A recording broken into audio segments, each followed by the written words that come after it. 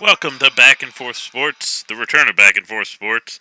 That little bit of music was DWI's Breathe. I don't think they're around anymore, but you can listen to that song on YouTube at Free For All Radio or F4A Radio. Anyway, it's a return of Bac Forth Sports. For some of you, remember our show back on FBU TV, that web channel. But we're back, and it's just me today. See the producer. Tommy Simmons and Mike Bragg, we're working on getting them here on a regular basis. Right now, we're just doing 10-minute shows once a week. We'd like to either make it a longer show once a week or maybe a daily 10-minute show. We'll figure out what idea people want more. Maybe we'll do both. I don't know.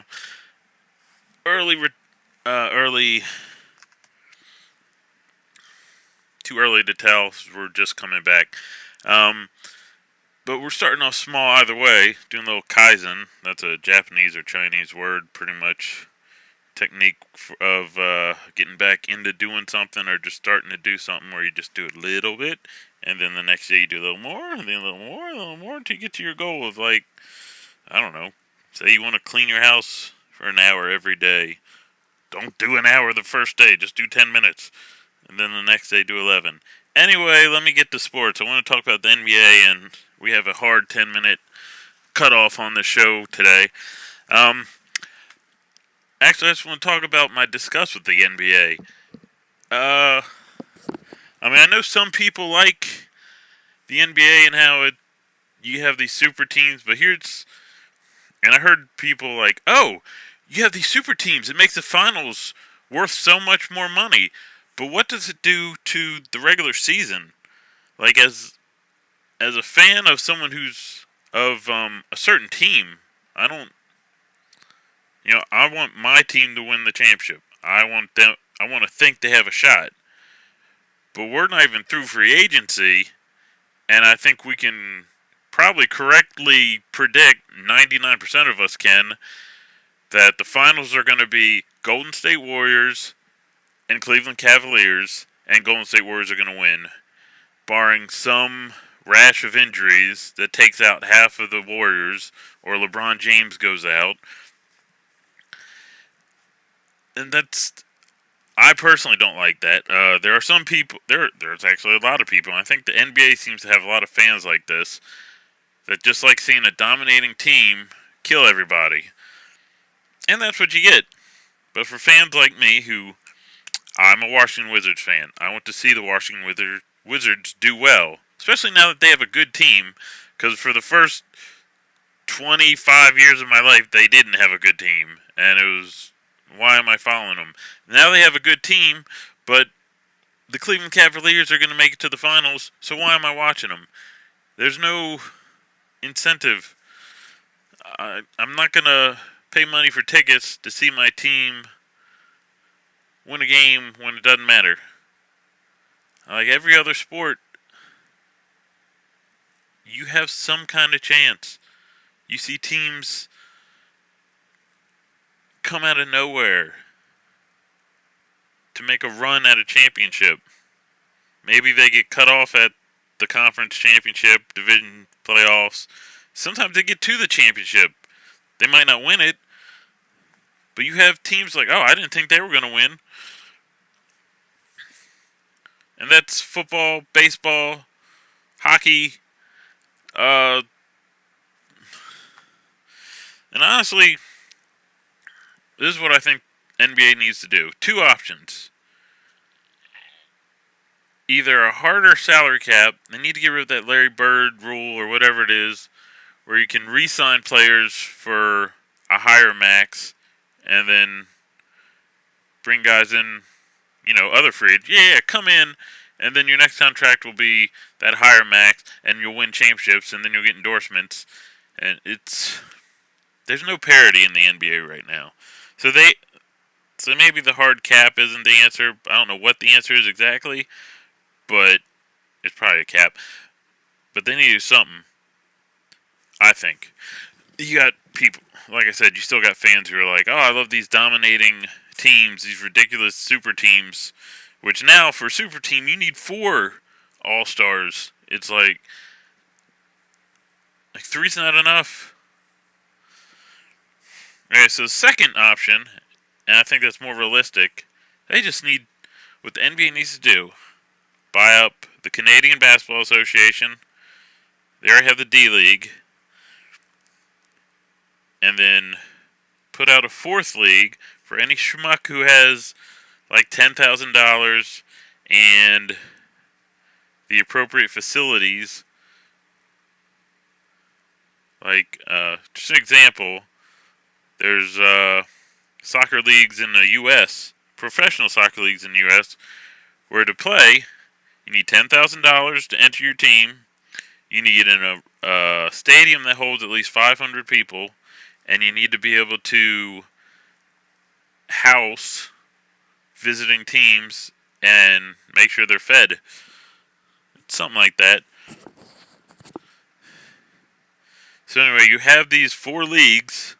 You have the NBA, CBL, or CBA, Canadian Basketball League, or Association, and the D-League. And from there, do promotion and regulation. A team does well, you can move up. Team does bad, you move down. That'll light a fire under some of these NBA teams to get their teams to play well. The Cleveland Cavaliers had an owner for years who didn't give a crap about winning. They just were happy they had a pro team, and they did just enough to get butts in the seat to make some money. That should not be how the NBA is. And there's way too many teams that don't try. At least they don't seem like they're trying. Maybe they're just inept. So do the promotion regulation. Actually, I think you cut out a number of the teams in the NBA. Drop them down to the D-League. Let's make the D-League the 2.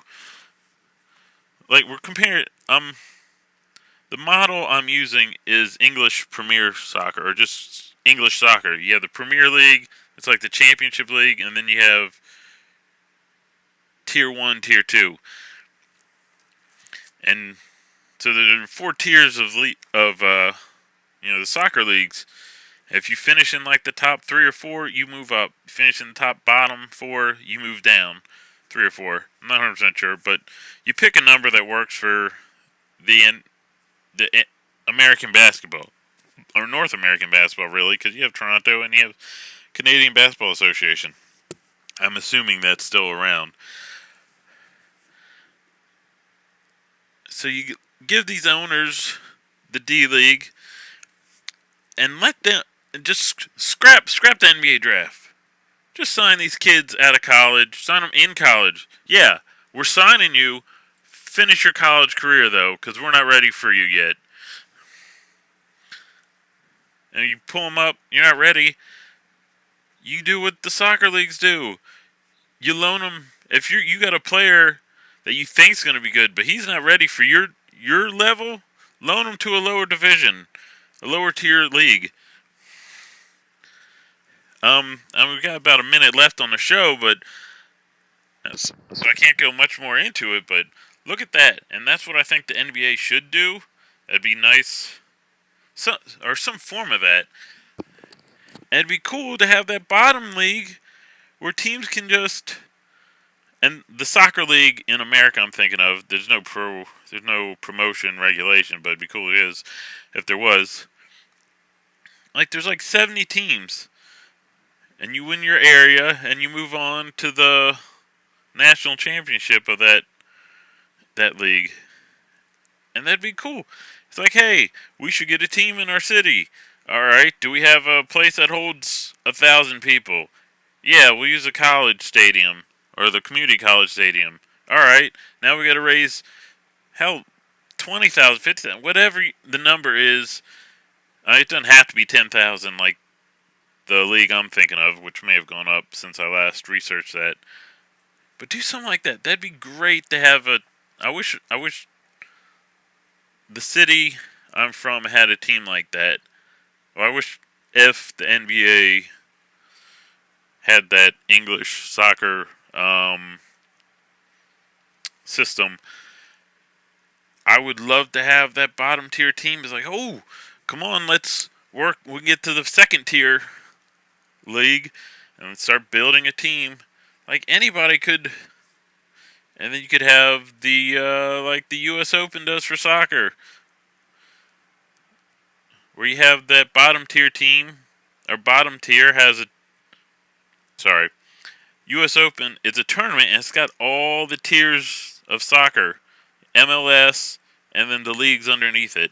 And the bottom tier plays a couple first round games, and then the winners of those move up and play second tier teams, and winner of those move up and play third tier teams, and winner of those plays fourth tier, the top MLS teams, and then you just narrow it on, and it's awesome to see these teams upset that higher tier teams, and they make money, and it gives them a chance to improve their teams. But we've actually gone over a minute. But that's what I'd like to see. Will it happen? Probably not. But I can dream. I mean, some of you are like, that's stupid. I'd actually like to hear some of your all's opinions. You can write down in the comments, of course. Also, write down what you'd be more interested in listening to.